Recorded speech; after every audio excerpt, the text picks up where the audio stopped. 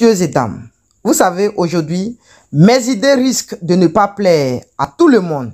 Mais si tu te sens visé, peut-être est-il préférable d'éviter la politique de l'Autriche. Salut à toi, bienvenue sur la chaîne Investir dans l'élevage. Moi c'est Benjamin. Et si je te parle d'élevage et d'investissement parce que je suis convaincu que ce sont les deux piliers sur lesquels la communauté des investisseurs doivent s'appuyer si elle veut émerger. Donc si tu veux faire partie de cette belle aventure, la première des choses, abonne-toi et active toutes les cloches de notification pour être informé de l'apparition de nos nombreuses vidéos comme celle-ci qui vont t'apporter du très bon contenu et à t'aider à franchir des paliers dans le domaine de business. Avoir un boulot, c'est très bien. Tu travailles pour quelqu'un, c'est très bien. Tu as un salaire à la fin du mois, c'est très bien. Tu arrives à payer ta maison, tu arrives à gérer toute la famille. Mais c'est parce que tu travailles aujourd'hui que tu arrives à payer. Mais est-ce que demain, ça va te garantir une sécurité financière? Imagine aujourd'hui, s'il y a un accident de travail, il faut te dire que ils vont te verser une pension. Mais ceci ne fera jamais de toi un homme riche. Parce que c'est calculé en fonction de ce que tu as fait pour eux. En fonction du service que tu les as rendus. Quelle que soit la nature de la société. Donc, n'hésitez pas une seule seconde à prendre contact auprès de notre structure pour votre formation en élevage. Messieurs et dames, on veut vous aider. On veut que tout le monde avance dans le milieu avicole. Que ce soit jeune, que ce soit élève, que ce soit étudiant, fonctionnaire. On ne peut grandir que sans motivation. Vous savez, la meilleure façon de prédire l'avenir est de le créer. Le désir de bien faire est un puissant moteur.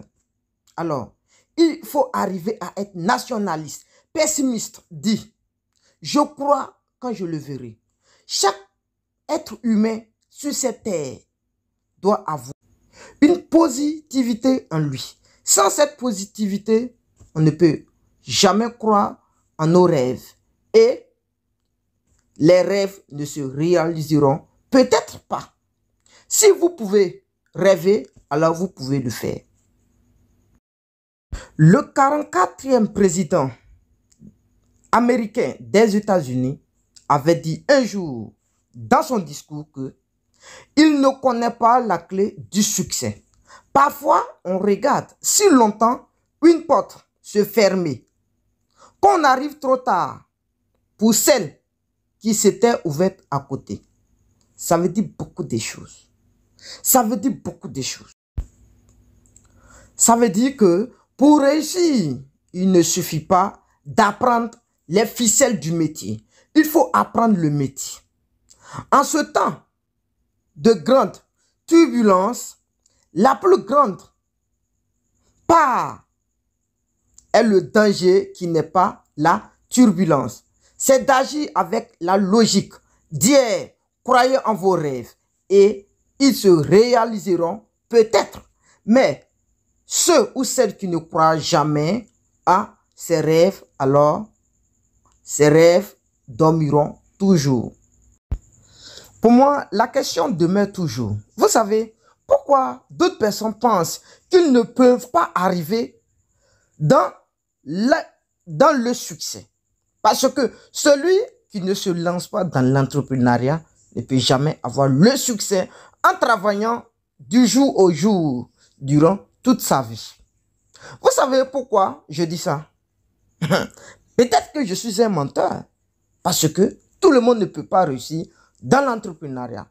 Alors, si tu veux réussir dans l'entrepreneuriat comme tu le penses, alors il faut arriver à analyser les questions dont je vais te poser tout de suite.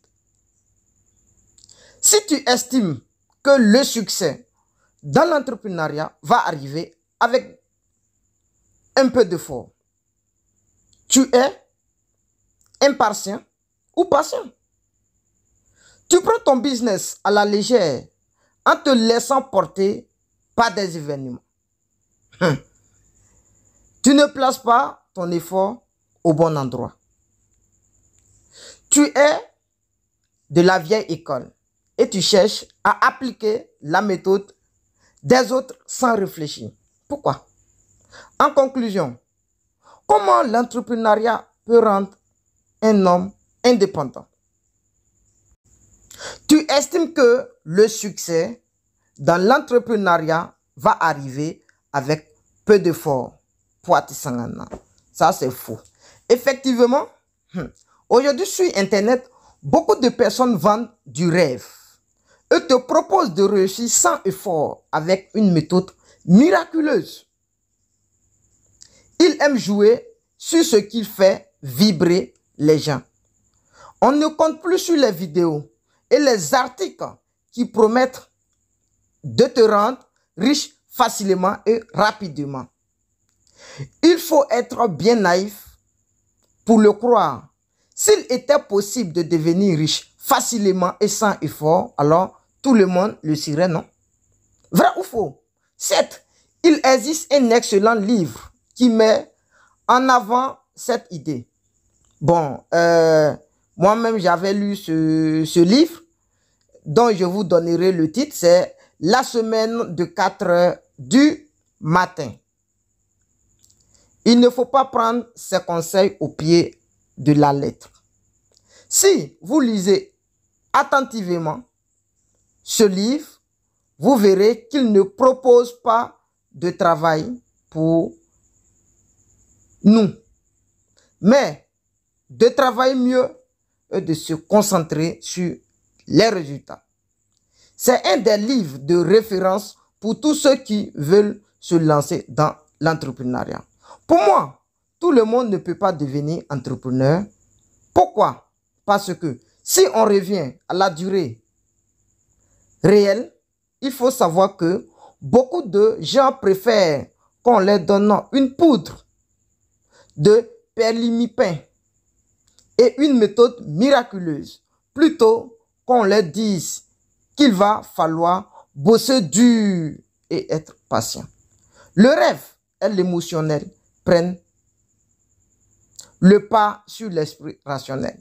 Tu sais, les images de belles voitures, de luxe, les billets qui sortent d'un ordinateur, on les utilise tous sur une page de vente. Mais, ce faisant, les esprits faibles tombent dans le piège et pensent que le business fonctionne réellement comme ça. Mais, ce que ces marketeurs ne te disent pas, c'est qu'il y a énormément de travail avant de parvenir à ce résultat. Il y a aussi des secrets cachés. Généralement, les top marketeurs te parlent de peut-être des montants exorbitants en réalité en 2 jours sur Internet. Mais ce qu'il faut oublier, c'est que sur l'Internet, on ne peut jamais s'en sortir si on ne maîtrise pas l'informatique. Pour moi, c'est pourquoi j'invite tout le monde à investir de manière classique, de manière conventionnelle, chez lui au pays, chez lui au village, chez lui en Afrique. Parce que l'Afrique aujourd'hui est l'Eldorado que même les diasporamans visent depuis les aventures. Lancez-vous en particulier dans l'élevage. Ce qu'il faut savoir, c'est qu'il n'y a pas de méthode miraculeuse. Il faut choisir une méthode adaptée à tes ressources, tes compétences. Il faut tester et l'exploiter au minimum en l'adaptant à ton business.